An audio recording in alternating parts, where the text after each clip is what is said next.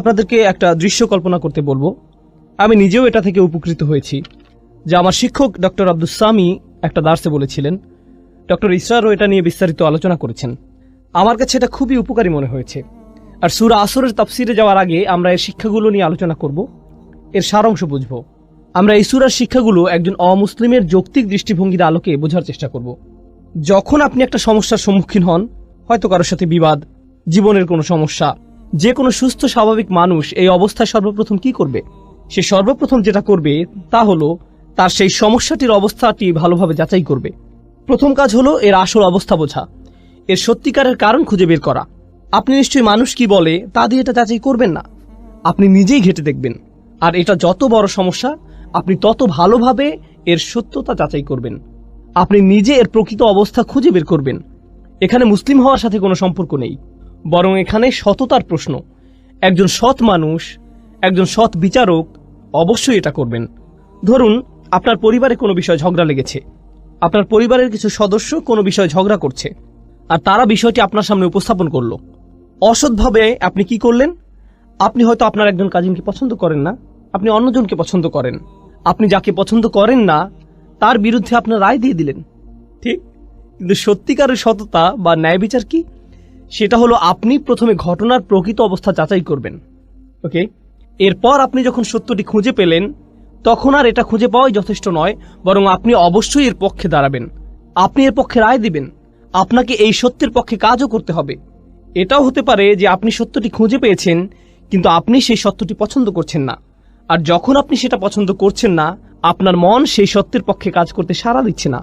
সুতরাং আপনি যা সত্য হিসেবে বিশ্বাস করছেন তা আপনার কাজে পরিলক্ষিত হচ্ছে না। আমরা এমন অবস্থাকে কি বলি? বিশ্বাসঘাতকতা। এটাই নিফাক, এটাই বিশ্বাসঘাতকতা। কিন্তু আপনি যদি কোনো কিছুকে সত্য হিসেবে খুঁজে পান, তখন এটা নিয়ে বাঁচা, এতে লেগে থাকা, বাস্তবায়ন করা, কাজে লাগানো, এটা আপনার সততার মধ্যে পড়ে। আর এটাই আবশ্যিক ফলাফল। এখন আপনার নিজের মধ্যে এটা নিয়ে আসা একটা ব্যাপার যে এটা অন্যায়, আমি এটা আর করব না। আমি খুঁজে পেয়েছি যে এটা একটা খারাপ কাজ, আমি আর কখনো এটা করব না। আমি খুঁজে পেয়েছি এটাই আমার করা উচিত, অতএব আমি এটাই করব। এখন আপনি যখন দেখেন অন্যরা এটা করছে, আমরা এমন একটা সমাজে থাকি যেটা নিজের চরকায় তেল দাও এই নীতিতে চলে। এটা নবীদের নীতি ছিল না, এটা মুসলিমদের নীতি নয়। আমি বলতে চাচ্ছি, যদি নবীরা শুধু নিজেদের চরকায় তেল দিতেন, তাহলে নামাজ ও আল্লাহর জিকির ব্যক্তিগত হতো। সূরা মুজাম্মিলে আমরা দেখি নবী করিম সাল্লাল্লাহু আলাইহি সাল্লামকে বলা হচ্ছে, কুমিল লাইলা ইল্লা কলিলা নিসফাহু আও ইনকুস মিনহু কলিলা আও জিদ আলাইহি ওয়ারাত্তিল কুরআনা তারতিলা। কুরআন পড়ো, আল্লাহকে স্মরণ করো। এটা তার নিজের জন্য। কিন্তু অন্য সূরায় আমরা কি দেখতে পাই? মুজাম্মিল ছাড়া অন্য সূরা কোনটি? মুদ্দাসসির। ইয়া আইয়ুহাল মুদ্দাসসির কুম ফাআনযির ওয়া রাব্বাকা ফাকাব্বির। ওঠো, যাও, সতর্ক করো। কাকে সতর্ক করো? অন্যদেরকে। তাদের বলো যে তারা যা করছে তা ভুল। এখন আপনি যদি আপনার সামনে কোনো কিছুকে ভুল হিসেবে জানেন আর আপনার সামনে তা হয়ে থাকে, মানুষ হিসেবে আপনি এটা মানতে পারবেন না। আপনি বলবেন তোমাদের এটা করা উচিত নয়। আপনাদেরকে একটা বাস্তব উদাহরণ দেই। ধরুন আপনি জানেন অন্যদের মাল সম্পদ নষ্ট করা ভালো নয়, এগুলো মানুষের হক, মানুষের মাল সম্পদের ক্ষতি করা অনুচিত। আপনি হয়তো রাস্তা দিয়ে যাচ্ছেন, কিছু বাচ্চা রাস্তায় ক্রিকেট খেলছে, আপনি দেখছেন ওরা খুব জোরে বল করছে, আর এটা গিয়ে অন্যের গাড়িতে লাগলো। এখন আপনি নীতিটা জানেন, নীতিটা হলো তাদের এটা করা উচিত নয়। আপনি নিজে এটা করছেন না, সুতরাং আপনি নিজে কোনো খারাপ কাজ করছেন না, আপনি অপরাধী নন, ঠিক আছে। কিন্তু সেটা কি যথেষ্ট? আপনি দেখে হেঁটে যাবেন, নাকি আপনার মাথায় আসবে যে আমার এদেরকে বলা উচিত যে এই কাজটি ঠিক নয়, আমি তাদেরকে বলি যে তাদের অন্যদের ক্ষতি করার কোনো অধিকার নেই, আমার ন্যায়ের পক্ষে দাঁড়ানো উচিত। যখন আপনি ন্যায়ের পক্ষে দাঁড়াতে চাইবেন, তখন আপনার মাথায় অন্য চিন্তা আসবে যা আপনাকে ন্যায়ের পক্ষে দাঁড়াতে দিবে না। আপনার মাথায় কি আসবে? এরা সবাই মিলে আমাকে পেটাতে পারে, আমাকেই বল বানিয়ে খেলতে পারে, তাই না? গাড়ি ভাঙার বদলে আমাকেই ভেঙে দিবে, অতএব আমার মুখ বন্ধ রাখা উচিত। আমি জানি যে এটা খারাপ, আমি নিজে এটা করব না, কিন্তু আমার এই সাহস নেই যে আমি এদেরকে থামতে বলবো। আমি জানি এটা আমার করা উচিত, আমি অবশ্যই করব, কিন্তু আমার এই সাহস নেই যে আমি অন্যকে বলবো তোমারও এটা করা উচিত। অন্তত পক্ষে কাউকে বলুন। আপনি যদি কাউকে বাধ্য করতে না পারেন, অন্তত তাকে বলুন। এখন ব্যাপার হচ্ছে, একজন সৎ মানুষ, একজন সাহসী মানুষ শুধু নিজে সেই কাজ থেকে বিরত থেকেই ক্ষান্ত হয় না, তারা কি করে? তারা এটা নিয়ে কথা বলে। আর কাফিররাও এটা করে, অমুসলিমরাও এটা করে। মুশরিকরাও এটা করে। এদেরকেও হয়তো বিশ্বাস করে যে প্রাণীদের হত্যা করা উচিত নয় ইত্যাদি। তারা শুধু নিরামিষাশী হয় না, তারা কি হয়, প্রাণী অধিকার সংরক্ষক।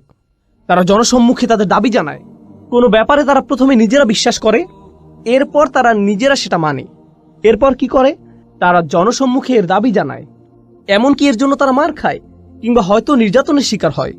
এরা কিন্তু মুসলিম নয়। যারা এমন কিছু করার সিদ্ধান্ত নিয়েছে, সবার জন্য একই প্রক্রিয়া। এগুলো কোথা থেকে এসেছে? এগুলো সবই তাদের বিশ্বাস থেকে এসেছে। তাদের বিশ্বাস খুবই শক্তিশালী হয়ে থাকে, এতটাই যে তাদের আচরণ এতে বদলে যায়। শুধু আচরণই বদলে ক্ষান্ত হয় না, এমনকি তারা এটা নিয়ে কথাও বলে। আর যখন তারা এটা নিয়ে কথা বলে, নানান সমস্যায় পড়ে, তারা ধৈর্য ধরে, মনে প্রাণে ধৈর্য ধরে।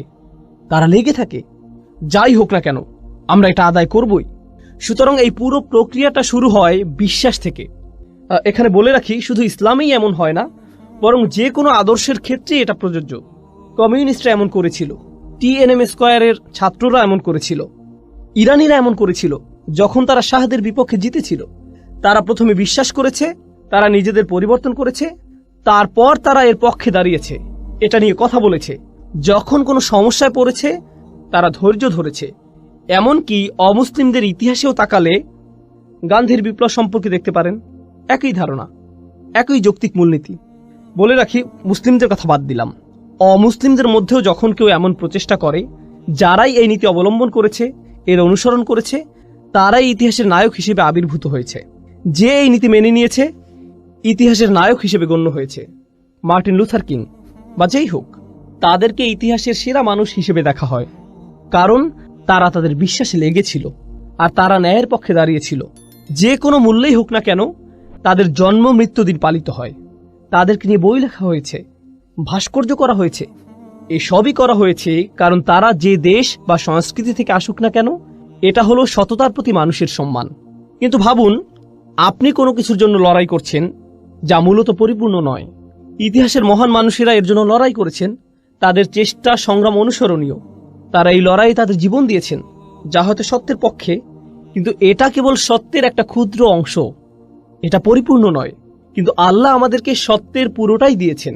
তাহলে তারা যদি সত্যের ক্ষুদ্র একটা অংশের জন্য এতটা ত্যাগ করতে পারেন, আপনি কি এই সকল মানবাধিকার কর্মীর সাথে একজন মুসলিমের তুলনা করতে পারেন? একজন মুসলিমের কতটা ত্যাগের জন্য প্রস্তুত থাকা উচিত? আর তারা যদি নিজেকে পরিবর্তনে এতটা সচেষ্ট হয়, তাহলে একজন মুসলিমের নিজেকে পরিবর্তনে কতটা সচেষ্ট হওয়া উচিত? তারা যদি কোনো দাবি আদায়ে এতটা সোচ্চার হয়, তাহলে একজন মুসলিমের কতটা সোচ্চার হওয়া উচিত? তারা যদি কোনো একটা অন্যায়ের বিরুদ্ধে এতটা প্রতিবাদ জানাতে পারে, একই সাথে তাদের বিশ্বাসে একাগ্র থেকে সত্যের পক্ষে দাঁড়াতে পারে, কথা বলতে পারে, তা যে কোনো মূল্যেই হোক না কেন, আল্লাহর জন্য একজন মুসলিমের তার চেয়ে কতটা বেশি সোচ্চার হওয়া উচিত? কাফিরদের মধ্যেও ঈমানের গুণ থাকতে পারে, তারা সবরের ক্ষেত্রে এতটাই দৃঢ় হয়ে দাঁড়াতে পারে, এমনকি একজন মুসলিমের চেয়েও। এজন্য সূরা আল ইমরানের শেষে আল্লাহ বলছেন, ইয়া আইয়ুহাল্লাযীনা আমানু ওয়াসবিরু ওয়াসাবিরু ওয়ারাবিতু ওয়াত্তাকুল্লাহ। তোমরা যারা বিশ্বাস স্থাপন করেছো, যারা নিজেদেরকে ধৈর্যশীল বলে দাবি করো, তোমরা ধৈর্যে প্রতিযোগিতা করো। অর্থাৎ আপনার শত্রুদের মধ্যেও সবর আছে, তাদের বিশ্বাস আছে, তারা সেই অনুযায়ী কাজ করে। আর এটা যত কঠিনই হোক না কেন, আমাদের ধৈর্য ধরতে হবে, আমাদের সামনে এগিয়ে যেতে হবে। আপনাকে তাদের সাথে সবরের প্রতিযোগিতায় নামতে হবে এবং প্রতিনিয়ত এটা চালিয়ে যেতে হবে। ওয়ারাবিতু ওয়াত্তাকুল্লাহ। আর আপনার এমন কিছু আছে যা তাদের নেই। আপনার তাকওয়া আপনাকে শক্তি দেবে, তাদের তাকওয়া নেই, এটা তাদের শক্তি যোগাবে না। আপনি সবরের এই প্রতিযোগিতায় তাদেরকে হারাতে পারবেন। সুবহানাল্লাহ। তাহলে তাফসিরে যাওয়ার আগে এটাই ছিল এই সূরার সারাংশ।